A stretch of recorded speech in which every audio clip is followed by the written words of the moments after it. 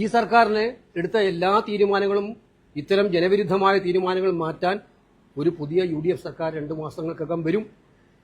ഇവർ എടുത്തിട്ടില്ലെങ്കിലും അവർക്കറിയാം. ഇപ്പൊ ചെയ്തുകൊണ്ടിരിക്കുന്നത് എന്താണ് ഗവൺമെന്റ്? നിങ്ങൾക്കറിയാം, അടുത്ത ദിവസങ്ങളിൽ, കുറഞ്ഞ ദിവസങ്ങളിൽ ഈ 10 കൊല്ലം ചെയ്യാത്ത കാര്യം ലാസ്റ്റ് ഒരാഴ്ചക്കാലത്തേക്ക് വെച്ചിട്ട് ചെയ്തുകൊണ്ടിരിക്കുകയാണ്. ഇതാൾക്ക് മനസ്സിലാവില്ലേ?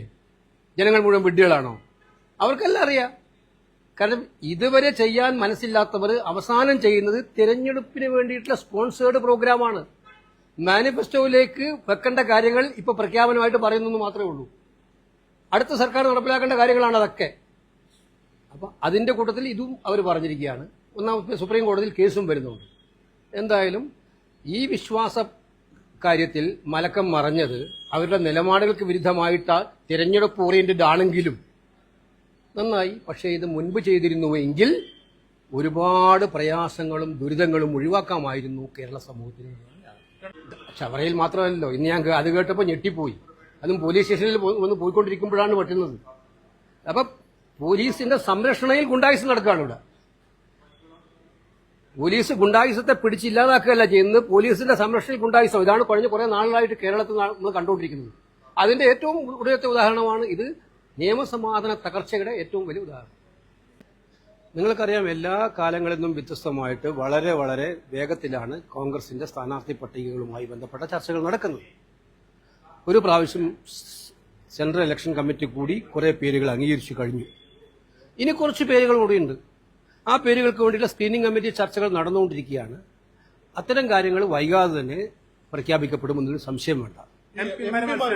എംപിമാരുടെ കാര്യത്തിൽ ചില എംപിമാർക്ക് മത്സരിക്കണമെന്നുള്ള താല്പര്യം ഉണ്ടെന്ന് അവർ അറിയിച്ചിട്ടുണ്ട് പാർട്ടി നേതൃത്വത്തെ. സ്വാഭാവികമായിട്ടും ഇതിനകത്തൊരു കോൾ എടുക്കേണ്ടത് ഹൈക്കമാൻഡാണ്. ഹൈക്കമാൻഡ് യഥാസമയത്ത് ആ കാര്യത്തിൽ ഒരു തീരുമാനം അറിയിക്കും. അല്ല, പരിഭവമായിട്ട് വന്നിരിക്കുന്നതെന്ന് എനിക്ക് തോന്നുന്നില്ല. വെള്ളിയാഴ്ച അദ്ദേഹം വന്നു, പാർലമെന്റിൽ ഉണ്ടായിരുന്നു തിങ്കൾ മുതൽ വ്യാഴം വരെ. അദ്ദേഹം സംസാരിച്ചിരുന്നു.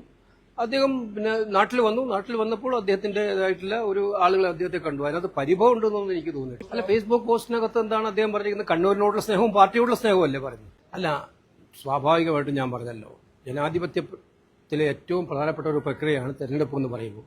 ആ തെരഞ്ഞെടുപ്പിൽ മത്സരിക്കണമെന്ന് ആഗ്രഹം പ്രകടിപ്പിക്കുന്നതൊന്നും മഹാപരാധമായിട്ടൊന്നും നമുക്ക് പറയാൻ കഴിയില്ല. എനിക്ക് കുറച്ച് വിശ്വാസമുണ്ട്. മത്സരിക്കണമെങ്കിലും മത്സരിക്കേണ്ട എങ്കിലും അന്തിമമായ തീരുമാനം എടുക്കേണ്ടത് ഹൈക്കമാൻഡാണ്. ഹൈക്കമാൻഡ് തീരുമാനത്തിന് വിരുദ്ധമായിട്ട് പോകുന്ന ആളാണ് സുധാകരൻ എന്ന് എനിക്ക് തോന്നുന്നില്ല. കെ.സി. ഇപ്പോൾ മത്സരരംഗത്ത് ഒരു MP ആണ്, സ്വാഭാവികമായിട്ടും ഉന്നത പദവിയിലിരിക്കുന്ന ഒരാളാണ്. കെ.സി. മത്സരരംഗത്ത് വരാൻ ആഗ്രഹിക്കുന്നുണ്ടോ? അല്ല, ഞാനിത് എത്ര പ്രാവശ്യം പറഞ്ഞു. ഇന്നലെയും ഞാനും പറഞ്ഞു. എല്ലാ ദിവസവും ഇത് പറയുമ്പോൾ ഞാൻ മത്സരരംഗത്തില്ല എന്ന് പലവട്ടം വ്യക്തമാക്കിയിട്ടില്ല. പിന്നെ ചോദ്യം എങ്ങനെ വരുന്നതിന് അർത്ഥം എനിക്ക് മനസ്സിലാവില്ല. ഒറ്റ കാര്യം, ഇതിനകത്തൊരു വിഷയം എന്ന് പറയുന്നത്, ഒരു തെരഞ്ഞെടുപ്പ് കഴിഞ്ഞിട്ട് ഏതാനും നാളുകളേ ആയിട്ടുള്ളൂ. ആ വീണ്ടും ഒരു ഉപതെരഞ്ഞെടുപ്പിലേക്ക് കളമൊരുക്കുന്നത് നാട്ടുകാർ. ഇത്തരം കാര്യങ്ങളൊക്കെ പാർട്ടി ഹൈക്കമാൻഡ് എല്ലാ വശങ്ങളും കൂടി ആലോചിച്ച് തീരുമാനിക്കും.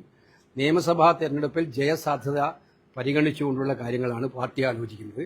അത് കൂട്ടായിട്ടുള്ള ചർച്ചകളിലൂടെ എല്ലാവരുമായും ചർച്ച ചെയ്ത് പല കാര്യങ്ങളും പരിശോധിച്ചാണ് തീരുമാനിക്കുക. ആ തീരുമാനം വരും. ആ വരുമ്പോൾ എല്ലാവരുടെ മുന്നിൽ ഒറ്റ ലക്ഷ്യമേ ഉള്ളൂ.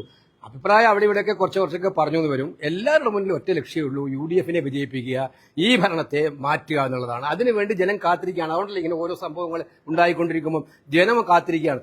ജനങ്ങളെ നിരാശപ്പെടുത്താൻ ഒരു കോൺഗ്രസ് നേതാവും പ്രവർത്തിക്കുമെന്ന് എനിക്ക് തോന്നുന്നു. ട്രോളൊക്കെ ഇറങ്ങി തുടങ്ങി. സുധാകരേട്ട സുമിത്ര വിളിക്കുന്നതൊക്കെ പറയുന്ന പോലെ BJP വിളിക്കുന്നൊക്കെ പറയുന്നുണ്ട്.